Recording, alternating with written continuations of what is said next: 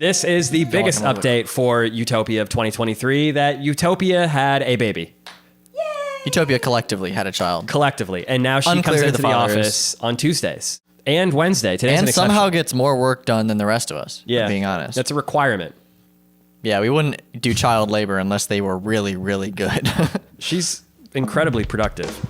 Welcome to the Impact Roadmap, a podcast designed to give you the practical, concrete steps to grow your nonprofit or future-forward business in a sustainable way. I'm your host, Joey Goon. Let's get into the episode.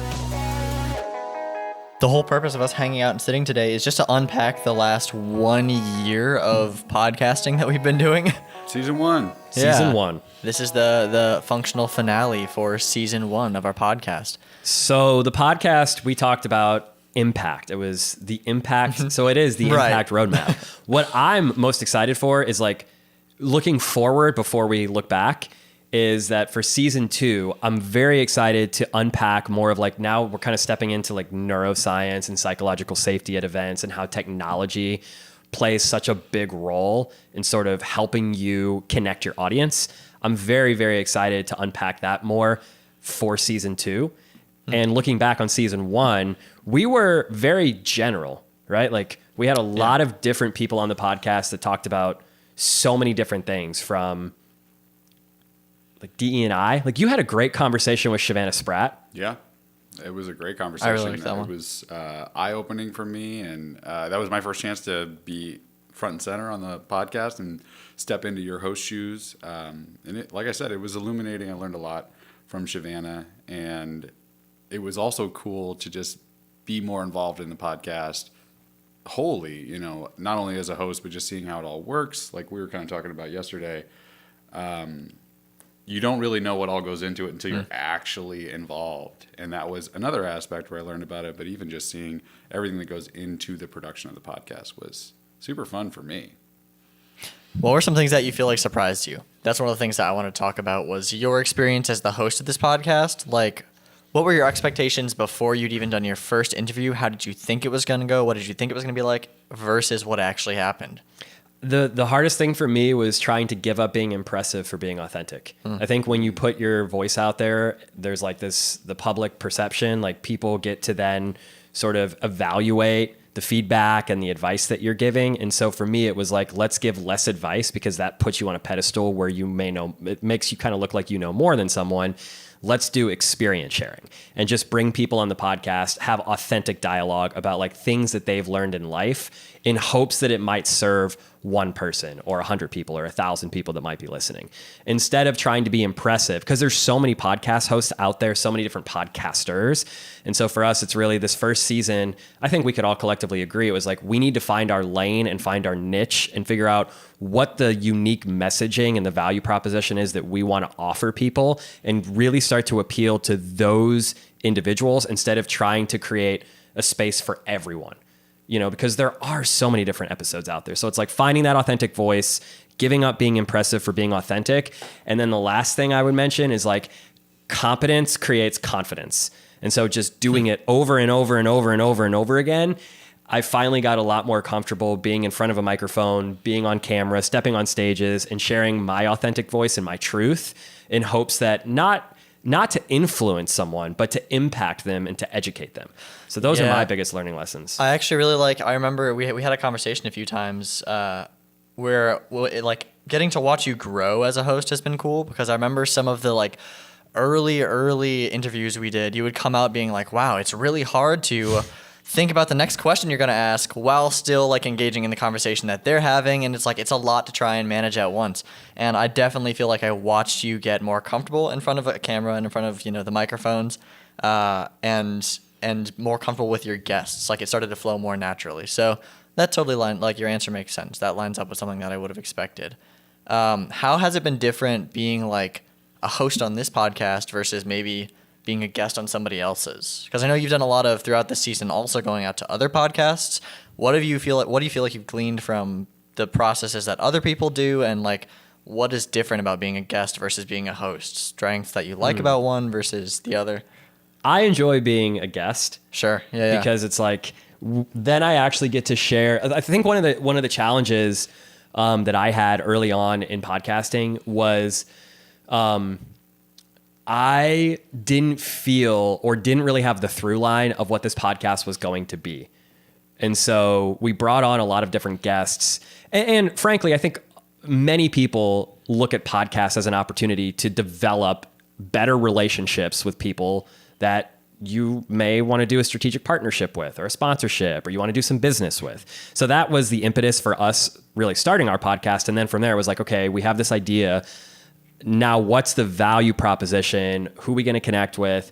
And so the challenge for me early on with being a host was figuring all of that out. It was all jumbled in my head. And so when you're a guest on someone else's podcast, you just go on there and share it's way simpler. Yeah, it's like, this is what we do. This is why we think we're the best at what we do, because we've innovated and we're really committed to like making people feel like they're a part of our family when they work with us. And our onboarding journey is like really fun and exciting. And like the product is flawless for the most part. I mean, we have never made a mistake ever. We make mistakes, but we own our mistakes. So it's like for me, that's like 20 years of notches on the utility belt that I can pull from and be like, this is a story. Here's an anecdote. Here's something that might connect with someone.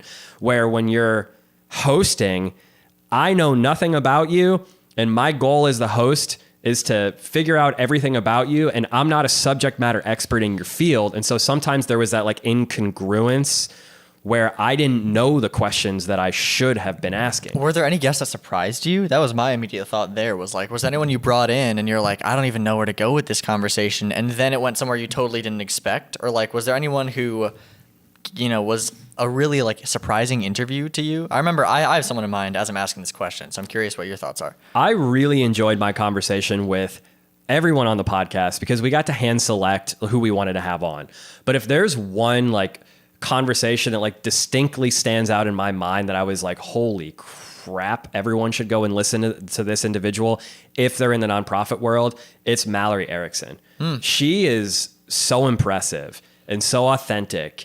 And I feel the same way about Rhea Wong too. She's incredible. Great. Yeah. And just incredible human beings that are consulting nonprofits on how to be better fundraisers.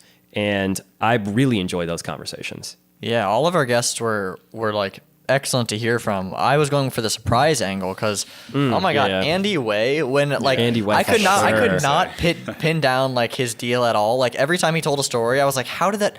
He would first be talking about a thing he did in Japan, and then his time in the Navy, and then his experience like working with, I'm like, how did your life fit all of this into one single, like, I don't get it. He learned how to meditate with Buddhist monks. I know. I was from like the congregation that taught like conceptualized meditation. Every new story he told was so out of left field. It's like I could not pin down what he was going to say next. The whole thing was a surprise after surprise. So that's what came to mind for me. For sure. Yeah. To speak to what you were talking about earlier about, how to be a host rather than a guest and like our podcast and things like that, I think I saw you get super comfortable taking it in from the guest, which I feel like that's the responsibility of a host, is to just kind of be a sponge, like rather, like you were saying, be the expert, let them be the expert and try to draw out of them what you can to benefit the audience and yourself as someone who's learning from them. Yeah. But yeah, I think that's kind of the goal. And what's cool about when you get to guest on other podcasts, you get to have the other side of that experience. You're the expert who's being brought in to kind of show everybody what you know and what they can gather from your, learned experience and things like that. And I think that's what's so cool about conversations in general. It's like someone most likely is kind of being the teacher and the other is being the student. And it's fun from both sides, especially if you do have the expertise and the competence to be on the teaching side. And if you don't, all the better reason to, sit back and take it all in. Sure. I think, you bring up a really good point. I think one of the biggest challenges for me too, just kind of like, piggybacking on that and, tying into the question that you posed originally, is like the biggest challenge that I felt as a podcast. Like I would encourage anyone, if you have a message or there's an audience that you want to connect with, like podcasting is, I don't know which camera I'm looking at. There's so many cameras, but wherever you are, podcasting is a great way to do that. And so, I would encourage you, like if you're considering, if you have a distinct message that you want to get out there to a select group of people in an audience, share your authentic voice with them. Go out there and like try and connect with individuals, because whatever you have to share, like there's people out there that want to learn from you. And one of the biggest challenges that I had getting started was imposter syndrome. And I think we all have that. It's like, what I share doesn't matter because who the heck am I anyway? And so like, the thing that we now coach a lot of our nonprofits on, and our conference organizers on the corporate side, well, really both sides, the corporate side and the nonprofit side, is psychological safety. And so I am not a neuroscientist by trade. I'm not an academic, but I know anecdotally how I feel with psychological safety. And it is the amygdala, the lizard brain, the monkey brain, fires up, and it's the first thing that fires up whenever we walk into an uncomfortable situation, whether that's one of us walking into an event with 1,000 strangers or sitting in front of a microphone with 3 cameras in the room. And you're like, once I put this out there, I will be judged and evaluated by everybody on the internet that may see this.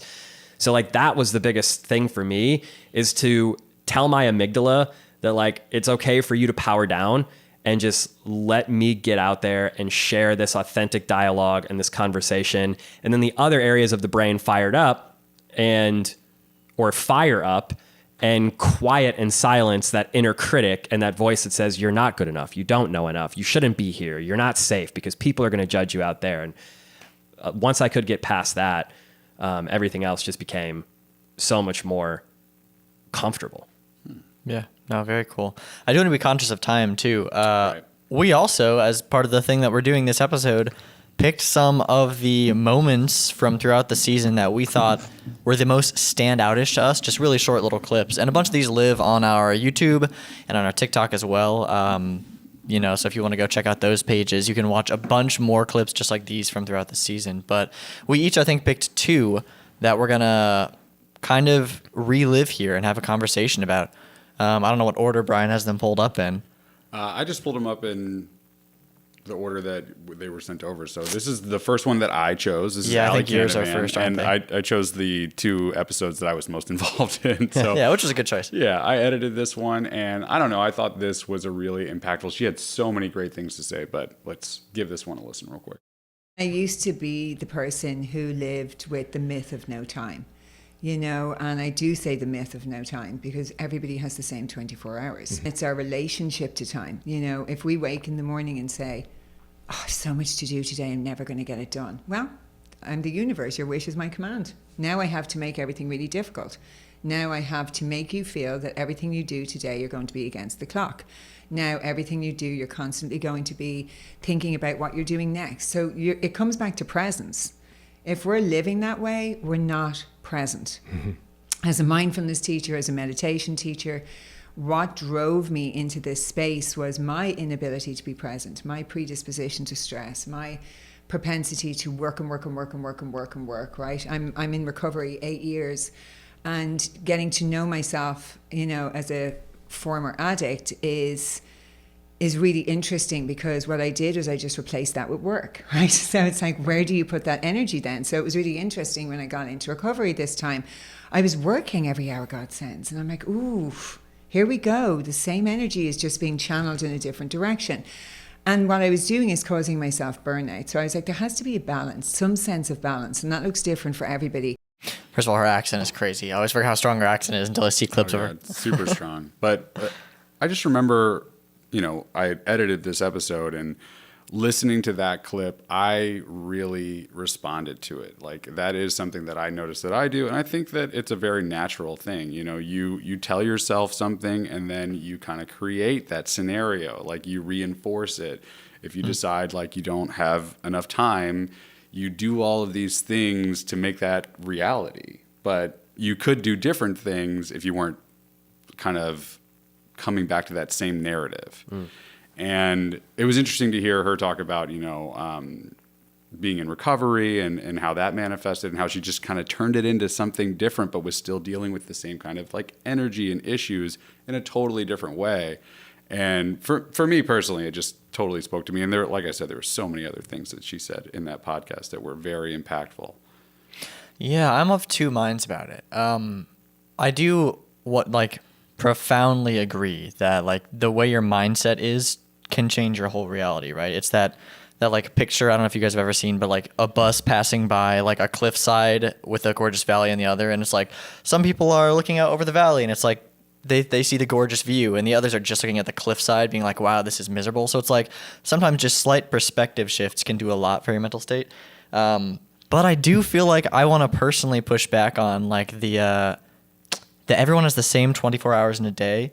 That phrase gets thrown around a lot, and I do think there are some, like, I get what she's going for. I don't want to, like, just be like, Allie's totally wrong, but specifically that phrase is often used to be like, you know, like, wow, why can't a mother with 4 kids and 2 jobs accomplish the same things as Beyonce? And it's like, well, because she has to work those two jobs and, like, deal with the 4 kids. And if you have the privilege of going to college without having to work at the same time, your 24 hours are not the same 24 hours as somebody who does have to work to put themselves through school, and et cetera, et cetera, et cetera. So I do think that specifically that language has always rubbed me a little bit the wrong way, but man, your mindset is so important. So those are the 2 minds that I had in watching that clip. Is kind of a little bit of pushback gently on that 24 hours part, but everything else is super important, and the point is still good. Yeah.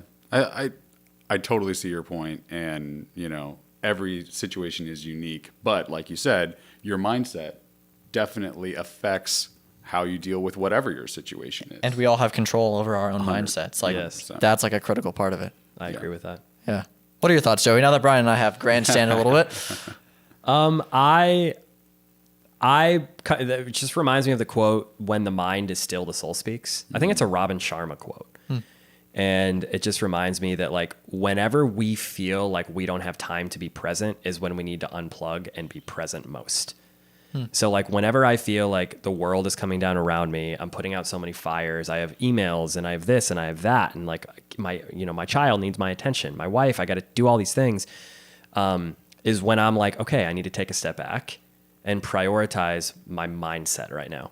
And so that's when I meditate, or I'll do yoga, or I'll just, like, before we recorded this episode, I'll go out back and do like a quick 20-minute workout just to check myself and make sure that my energy is where it needs to be.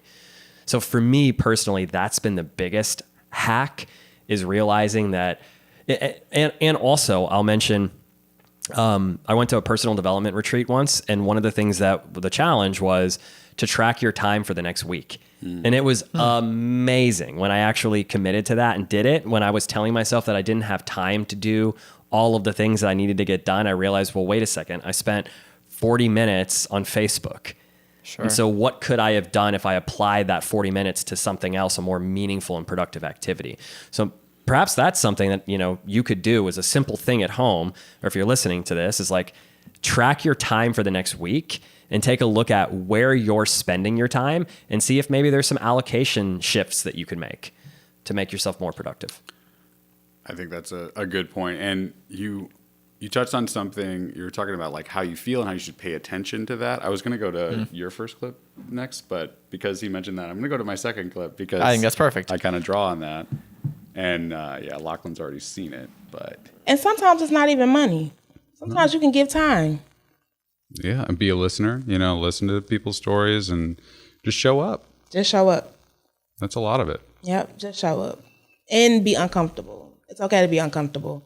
And sometimes that tells you you're in the right place, right? Mm-hmm. When you feel uncomfortable, you know that it matters. Mm-hmm. I think that's what those feelings of sometimes anxiety, or, you know, like nervousness and things like that, it's a sign from inside that is telling you you need to pay attention right now. I know you were nervous to pick your own clip as one of your 2 for this showcase, but it's an excellent point. Yeah, and I mean, she showed it to me. You know, Shavanna was saying, you know, when you feel like you need to go and seek experiences that are uncomfortable, because that's where the impact is, you know, and that's what was making me think about it. What you were just commenting on is, when you feel that nervousness, pay attention, think about it in a different way, maybe, to see, you know, why the inside part of you is telling you, like, something is happening right now. Figure out what that is, you know, if you can't. Yeah. No, I think that's super important and well said.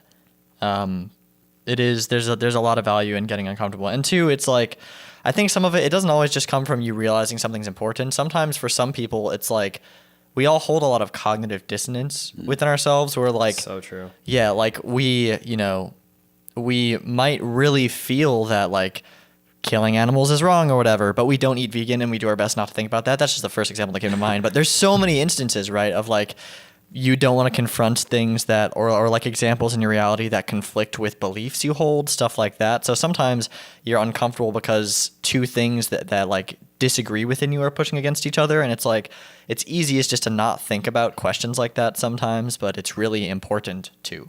And it does make you uncomfortable and it takes work. But so yeah, I think realizing it's important and leaning into those feelings is valuable. I don't know. That's real broad. I know I wasn't saying anything really particularly specific there, but just thinking out loud. Yeah, and I think just even if it's broad and, not super specific, like remembering things that are, there's a reason why some things are stereotypical because it's true. You know what I mean? Like some things it's like, there's a reason we've been saying the same thing for 1,000 years. Right, the cliches exist for a reason, yeah. There's a reason there's a cliche. So who wants to do? Yeah, cool to say. I don't know. I think Joey's are next. I think they're just in alphabetical order, and I am cool to throw Joey's up too. All right. Don't have any set. Number 1. Joey clip number 1. A lot of times what we're trying to help people see is that you can't work on the business if you're in the business. So right off the bat, it's, one of the things I wanted you to think about, listener, is, well, to the extent that you are a gear, like a necessary gear in the machine, a cog in the machine that makes the machine run, that's stopping you from scaling because you're doing the activity. You're actually doing the delivery, you're doing the sales, you're doing the marketing, you're doing, you're running the interviews, or like you're opening up the shop. We work with some franchise owners in the food space. And, a lot of times these franchisees, as successful as they are, they're getting pulled in and like making the food, behind the counter. And they're like, well, why would I pay someone $15 an hour to make the food when I'm already here? Like, well, so you could actually strategize ways to grow the business. Yeah, this was your selection, Joey. Why did this speak to you, I wonder? I love this so much. So Andrew Biggs was my life coach. So when I first started investing in personal development in 2013, when I was right out of school, Andrew was my life coach. And we talked in that personal development group about a level 1 business, a level 2 business, and a level 3 business. A level 1 business is a solopreneurship. It's just you operating in the basement of a Chinese restaurant, trying to figure it out. Or in our case, out of a garage. Then there's level 2. Level 2 is you're working in the business and you're doing sales, you're doing marketing, you're creating, relationships, you're networking, you're trying to also simultaneously build the brand. Then you get to the point in level 2 where you can sort of pull back a little bit and start to bring on individuals who can sort of bring synergistic and supplemental qualities and characteristics to areas where you may not be as strong. Then level 3 is really where you step into your superpower. Level 3 is kind of where we are right now at Utopia. It's like, I get to do the things that I'm best at, and then we finally have the resources financially to bring on people in areas where like we have a need because our clients, there's still marketing to be done. There's still storytelling to be done. The clients need to be taken care of. The product has to be delivered. The sales have to be done. And it's like, as you scale, those components become more intricate, more complicated.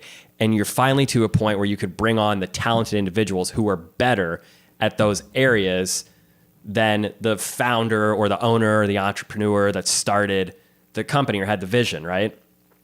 And so I think we are now in the point where we're going from a level 2 to a level 3. I was going to say, I'm surprised you said we were a 3, because I know a big part of what we're trying to do is be able to free you up so you can do more work on the business. I'm not sure if we're there quite literally yet. talking about it yesterday. Yeah, I'm literally still yesterday. in the business. Yeah. But I enjoy that to some degree because like I like what we do and I get to be a part of the, we talk about like the gratification at the end of the day where like our clients come to us, whether we're telling a story for their brand and a video story or we're producing an event for them, they're laughing, they're crying. I got a message from someone yesterday who's like, I want to work with you guys. I love your spirit and I love your heart. And that is meaningful. And so there is some part of me selfishly that's like, I don't ever want to lose that. Like, Yeah.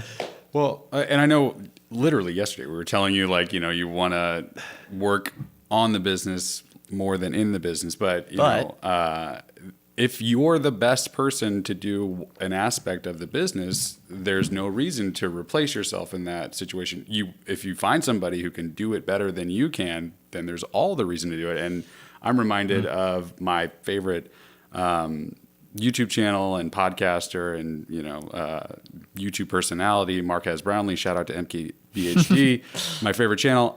But he explicitly talks about this as well. He used to do it all on his own. He started when he was a kid, and he just like had a camera and did product reviews and things like that. And now he's got this giant company and this giant team. And he talks about, and he's still the host. He still edits videos, not totally by himself like he used to. He used to do every aspect of it all on his own. But he talks about how he's hired people that are better at him than at editing and better at him at audio, and all the different things that he's gotten involved in. He's created a team around himself, and he uses an octopus analogy that I won't mess up by trying to regurgitate it incorrectly. But check out MKBHD if you haven't already. He's one of the most popular YouTubers around. Yeah, if you have not already, being the key part of that phrase. Yeah, cool. I thought you were going to say Hormozy. Who's Hormozy? I love him too. Actually. Okay. I love Hormozy. He's similar. He gives business advice. Oh, right on. Yeah. Let's just keep shouting out our favorite YouTubers for the next 30 why minutes, not? actually. Throw Hal in there too. For Yeah. like philosophical advice, life advice. All right. Do we want to go to Joey number 2 Yes. or Lachlan number 1? Yeah, no. Joey number 2. I like grouping. By the way, with us. thanks, Biggs. I love you, man. By the way, your AI bot is trying to enter the kick it out. Should I let it in? No, you can kick it out. What is this? Let's talk about that. Like, what does your AI bot do for you? So it goes to all my meetings, it takes notes, it creates kind of summaries and timestamps of the meeting itself. And for me, it is really nice because I have ADHD. And so when I'm in a meeting with someone, I am like listening super intently. I am in it. And I believe so badly in that moment that I'm going to remember everything that we talked about. And then I get to the end of the day and I'm like, wait, what were the things I was supposed to do? And so this wonderful AI bot now takes care of that for me. And so I can go back into meeting notes and, find what the next steps were, what the action items were. And it sends the notes to the guest of my call as well. Was she literally using Fathom? Is that what we switched to now because of this clip? She was using Otter. Right. And we tried Otter. We liked Otter. We just liked Fathom better because at the time, Otter wasn't doing the video recording, which they are now. Sure. So why did you select that clip? That gave me, remember a moment ago we talked about time management? Yeah. We were spending so much time before like processing and synthesizing and going back and like rewatching Zoom calls from our meeting to pull out action items, because as good of intentions as we had going into those conversations that we're going to remember everything, like Mallory said, we just don't. At the end of the day, you're in this digital deluge of like bouncing from call to call to call, and you just can't remember those action steps, the next steps.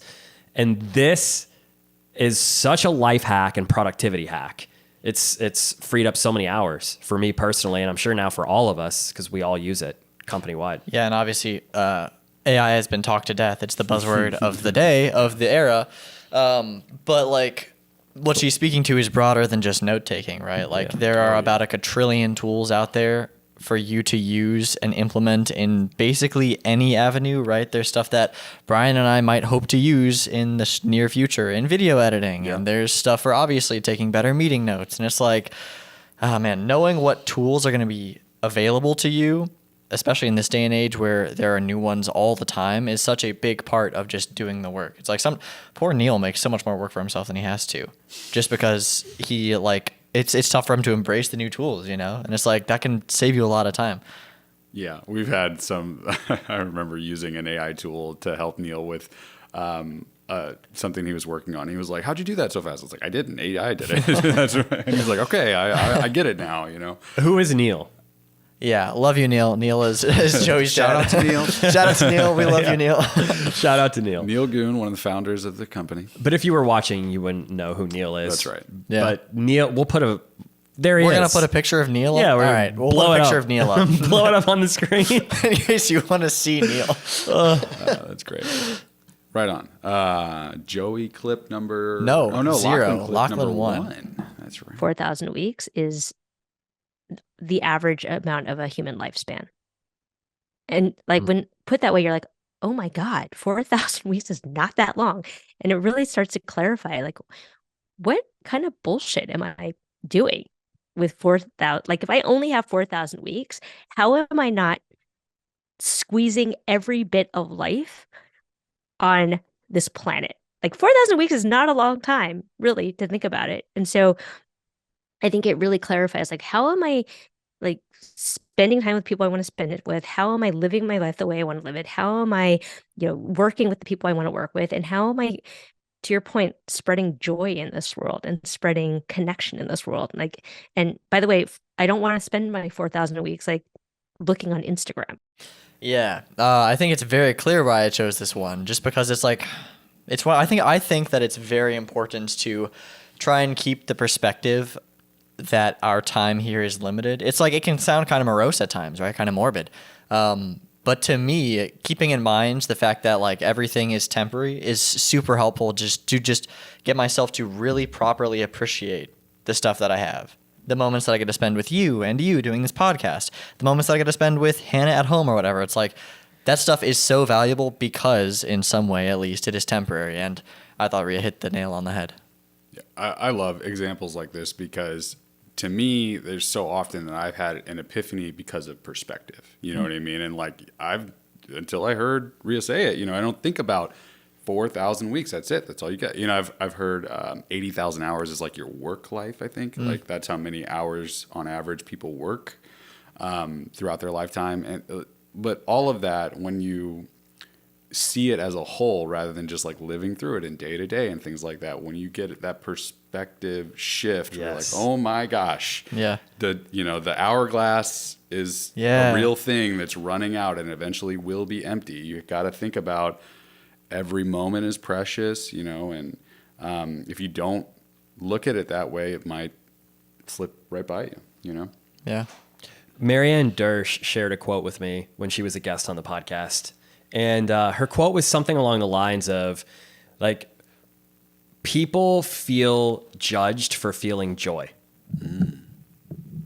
And that is not the way it should be. And so that really was the perspective check for me. And it kind of reinforces the importance of what Rhea is sharing here is like, you should not feel ashamed to be happy in your life. Like the other day, Stephanie, our lovely producer, my wife, we were dancing in our kitchen and we just started crying.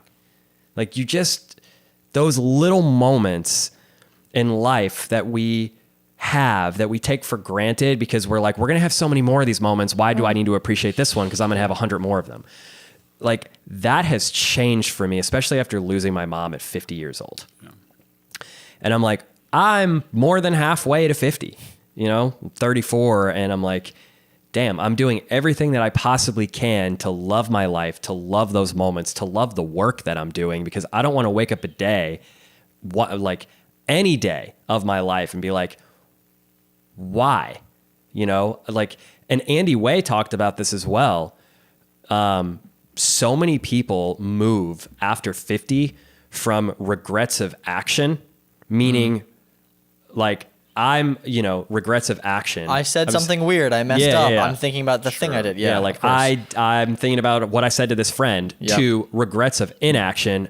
I wish I would have called that person and made that plan. I wish I would have skydived. I wish I would have hiked Mount Kilimanjaro. Yeah, whatever it is, or meditated with a Buddhist monk in Japan. Yeah, whatever that thing is. So it's like regrets of inaction. And so that quote is so like profoundly.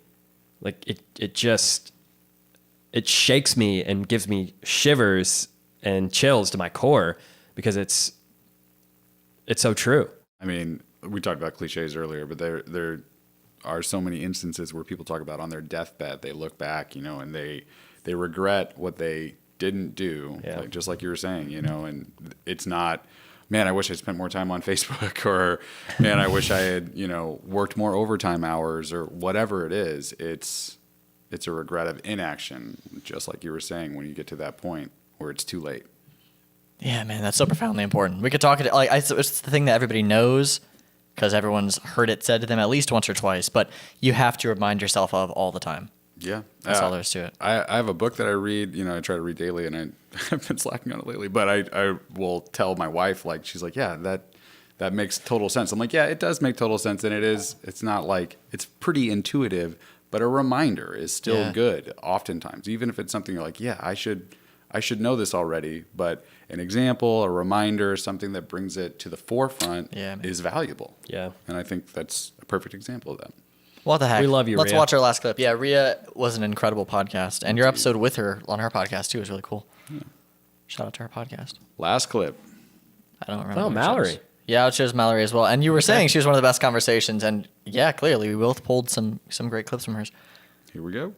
For me, and I talk about alignment a lot, it's like 1 degree shifts. Like, you don't need to listen to this podcast and turn it off and be like, I'm going to be a totally different person. Like 180, here I go. It's like, what's a 1 degree shift you can make in your life that points you a little bit closer to your North Star? Maybe it's not working, not having your laptop open after 5 or 6 a few days so you can have really focused family time. Like, what's a 1 degree shift? And then I think we go through those little shifts, we survive them, we notice how they make us feel, and they inspire us to take the next shift and the next shift and the next shift. And 1 degree shifts over a period of time leads to a 180 degree shift. It leads to a complete reorientation.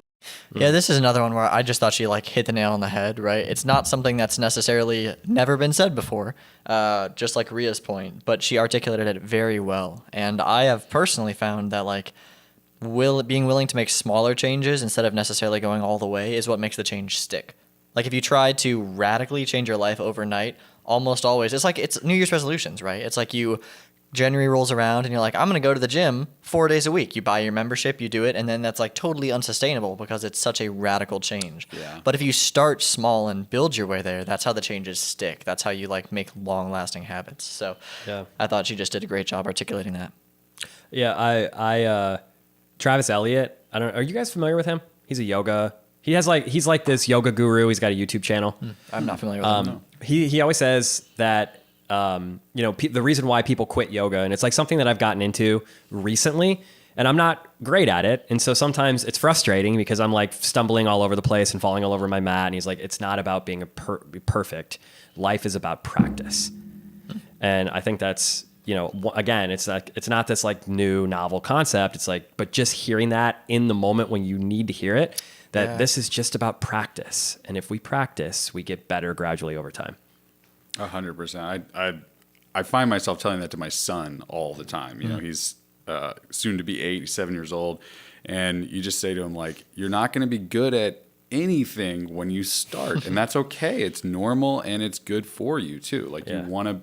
Being a beginner, you should be exciting, rather than frustrating. And I completely understand why it is frustrating, because you do have competency at other things and you want to get to that level super fast, but you can only get to that level by failing and going through the tough parts and things like that. And that's exactly what, to me, you're describing is, yoga is no different than anything else.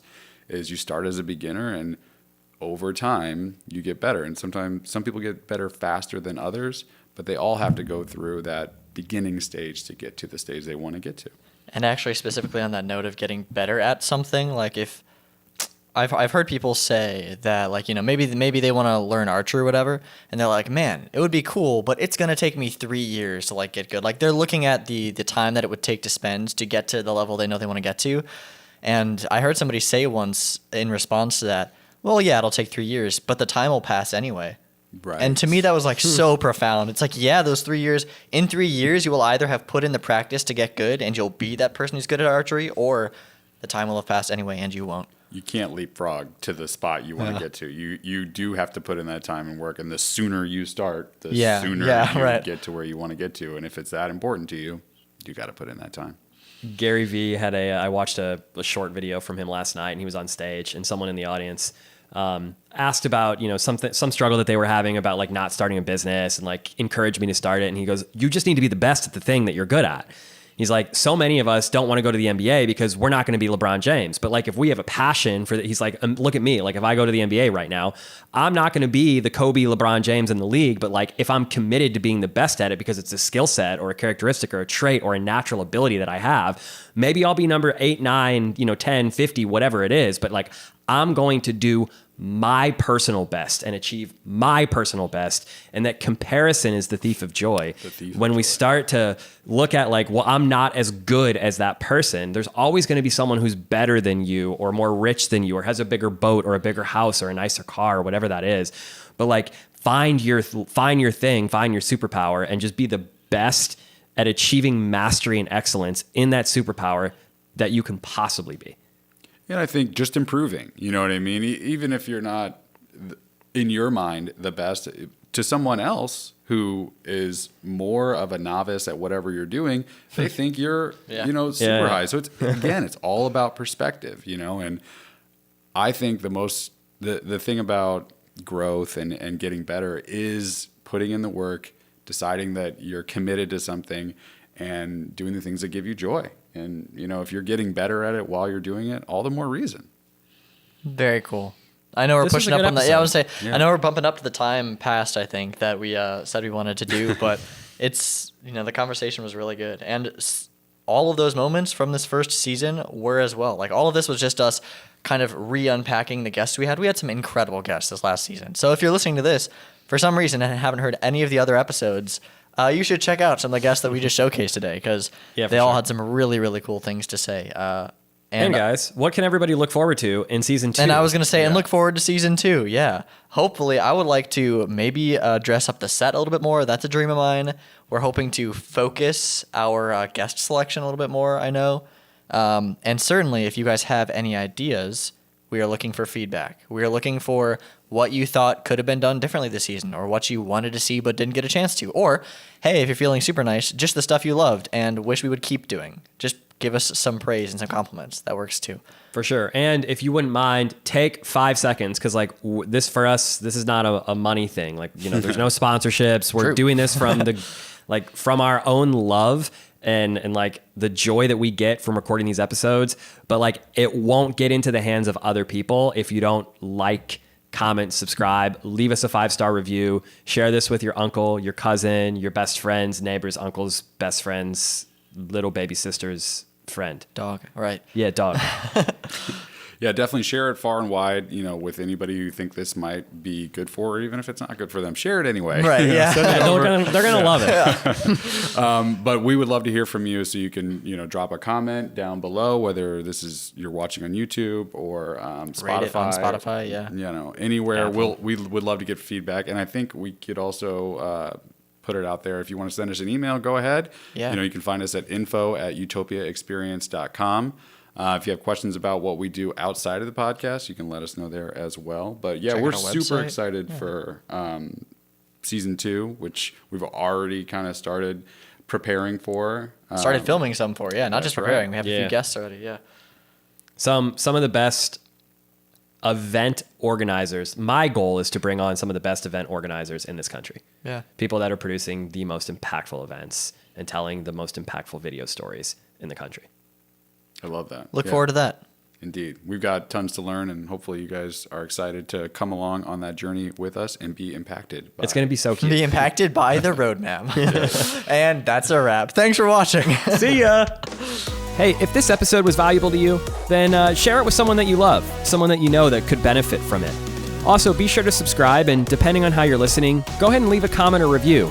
This will help ensure that we are connecting with other nonprofit leaders so that we can get this critical information out to them. And if your company is in the early or even late stages of putting on an event, go to our website, utopiaexperience.com, and click the Book Us tab and schedule a free discovery call to see if our services would be a right fit for your event. And even if they're not, that's okay. I promise you our expertise can steer you in the right direction, so you'll get value either way. Thanks for listening to the Impact Roadmap, and we'll see you next time.